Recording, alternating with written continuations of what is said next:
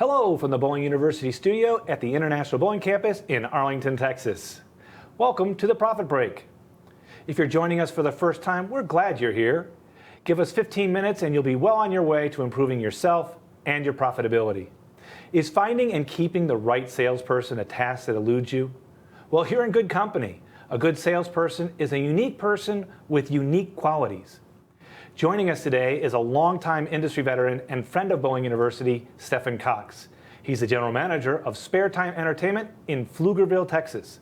Stefan has over 30 years bowling and entertainment center experience. He has hired many sales teams over the years and is here to share his tips on creating and managing successful sales program and teams in the entertainment center. Thank you, Stefan, for joining us here in our studio to help our bowling centers and entertainment centers get better at what they do.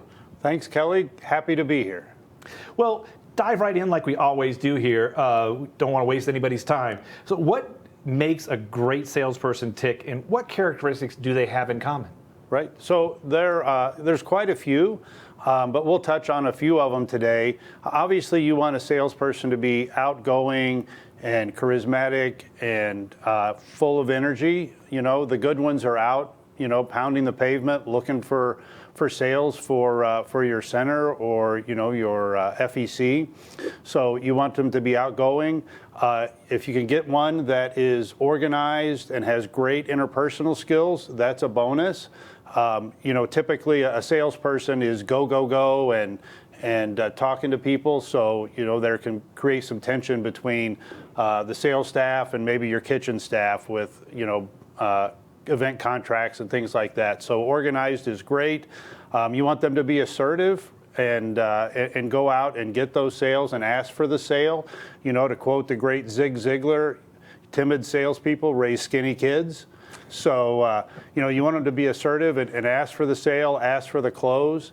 They have to have good interpersonal skills. They're going to be talking to the rest of the center, coordinating if there's bowling or axe throwing or games or definitely food and beverage. So all of those things come into play as you're looking for a great salesperson. Well, you started off by describing me. I'm energetic. I can get out there and do those things, but I'm also not very good at you said the final thing, asking for the close. I hate the word no, right? So it takes a unique person to be that sales type person.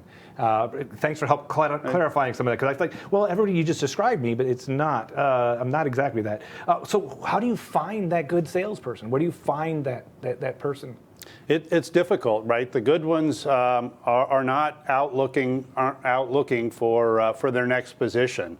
They're in with a company that they've got their routine down. They know the product they're selling. They're comfortable with it. They're confident with it. And the more confident somebody is, the easier it is to sell that product. So it's not hard to find. If somebody's leaving their current sales position, something has changed for them, right? Either the product has changed, the market has changed, and it's saturated. Somebody new has come into the business. So, you can look out for things like that, just keeping your ear to the ground, finding out what markets, what may have changed.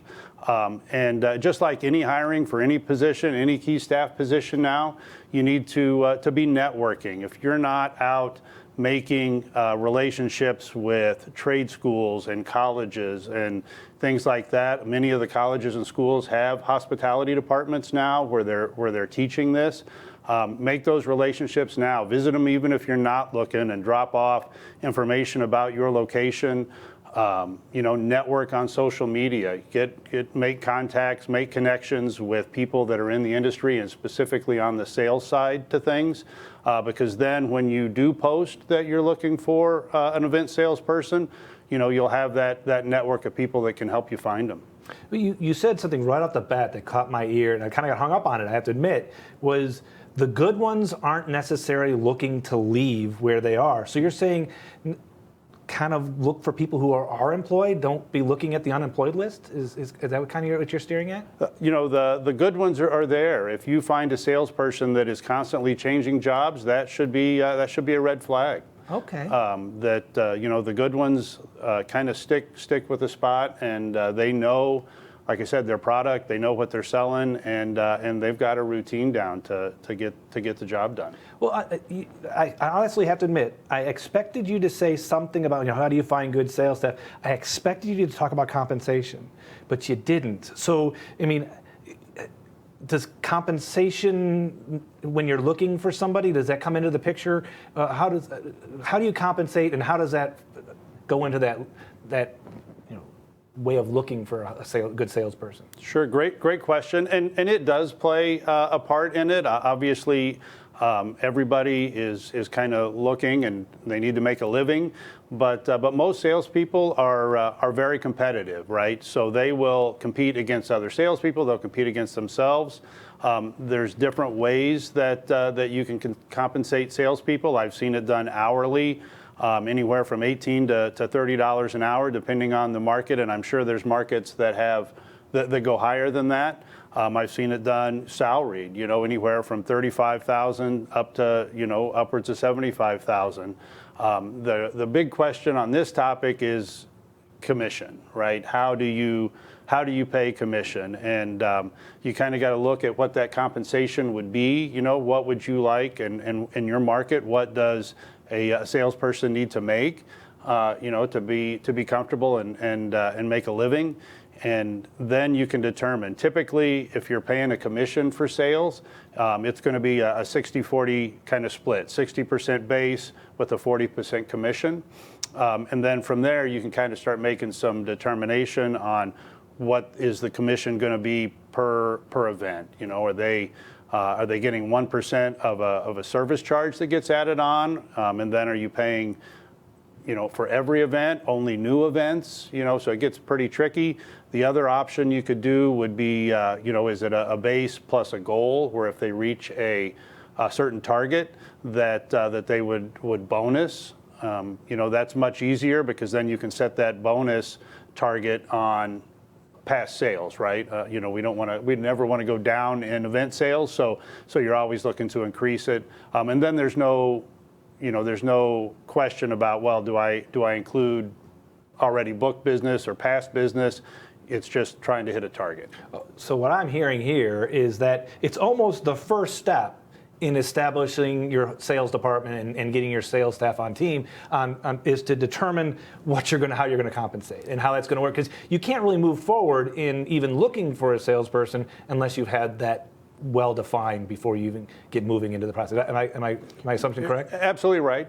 It is a big decision, and if you're just getting into maybe starting a sales department, the compensation at the end of the day has to be a part of the profit of the entire facility. So what are you looking for in a salesperson, and what are you expecting them to generate in sales, right? Is it $200,000 per salesperson? Is it $500,000? Is it $1 million a year in sales? So you've got to determine that, and then based on what kind of an ROI you're looking to maintain, and what kind of a payroll percentage, if you want to call it that, in your event sales department, then you can determine that compensation and go out and look for the right person. Great. That is great information. Kind of shifting gears just a little bit here. Let's think about now, we've got that interview in place. What does that interview kind of look like? So, typically you probably want to do a three-part process. I would start with a short phone screen, and that can kind of come on the initial call when you reach out to somebody. Salespeople are on the phone a lot, so in this first phone screen, while you're paying attention to their answers, really what you're looking for is their telephone skills. Do they have inflection when they talk? Do they talk at a proper pace where you can understand them? If they're given information like a phone number or address, are they repeating that back, talking slow enough so you can get it? But that quick phone screen will tell you a lot about their phone etiquette. And then I would, if that goes well, I would call them in for an in-person interview. And that is your general knowledge, your fact finding. Are they a good fit for my business, right? And you're asking the questions about what are your hobbies, so you can get an idea if they're active. You're asking questions like, what's a former supervisor going to describe you? Give me 3 words. So you can get a feel for the person. And if that interview goes well, you can continue it or break and have a third interview, which would be more of the sales-focused interview, where you're finding out about how they prospected. And in that case, you're looking for specific things. Not, I did prospecting calls, but how many did I do a week? And what were the closing rates on some of those? You may even do a role play where you ask them to sell one of your products, right? Obviously, you got to give them some information, and it's not going to be perfect, but it gives you some insight into how well they're going to sell. And if all of that goes well, then then you're going to make an offer. Somewhere in there, you're definitely going to do a reference check and make sure that what they're telling you is the truth. Okay. Now, we go through the interview process. You had mentioned some of the compensation. You kind of mentioned some things that you're going to look at. Some of those, are those like some of the metrics you're going to track them? So what are some of the metrics of tracking their performance? What are some of those things you look at? Exactly. So first, you got to have some type of software to track it, whether it's a customer relationship management software, and there's several out there. But you've got to know how much people are generating. If you can get that down to the salesperson, that's great. If it's not down to the salesperson, you at least have to know what the department is bringing in, right? Because if you're going to set goals or commissions, you got to track that by the revenue they generate. You want to break that down into event type, right? So that you can dissect maybe where you want to look at new markets. How much are they doing in birthday parties? Corporate events, social events, things like, rehearsal dinners or bridal showers or baby gender reveal parties, things like that. And then you can start looking at that as a total sales to see, hey, birthday parties are 18% of my total event revenue, while corporate events are 26, and school events may only be 12. So do I go out and try to book more into season field trips from schools and things like that? So you've got to look at that. And then, a big one is forecasting. Like I mentioned, salespeople are very competitive. So you want to have them forecast and report that back to you on what, a rolling 13-week forecast to know, hey, here's what we did last year. Here's my forecast for these upcoming 13 weeks this year. And then again, you're not surprised to come up on a week or a month or a quarter where the team didn't perform. You can start addressing that right away and know where they are. A weekly reporting of what the team did individually by salesperson on outbound calls to new prospects, rebooking calls for past clients, just to make sure that that we're touching all the bases and getting things done. I tell you, this is a lot more complex than I ever imagined the process. And I can see how some places are afraid to start a sales team because of the complexity. So we have time for just one more question. And because of all that complexity, are there any tools that people can use to help manage this? Because this is, I don't even know where I begin. So what some things like they could use? Right, like I mentioned, first tool is a good CRM, that customer relationship management. There's several out there that you can find, but that would be the first one, so you can get to the data, and then good forecasting. A good forecasting tool, whether that's something that's created in Excel, or again, depending on what level you want to go to, there's all kinds of sales tools out there that will do that and report that by a salesperson for you. Okay, well, great information, Stefan. I'm glad you joined us today on the Profit Break. If you'd like to learn more about how to build and manage your sales team, feel free to reach out to Stefan directly. If you are ready to start improving your profitability, you can reach out to us at any time at education@bpaa.com. As we wrap up another edition of the Profit Break, remember that when your focus is on growing people, people will grow your business. This episode, as well as all our previous Profit Break episodes, are available 24/7 for you and your team at bowlinguniversity.net. Plus, new episodes are available every month.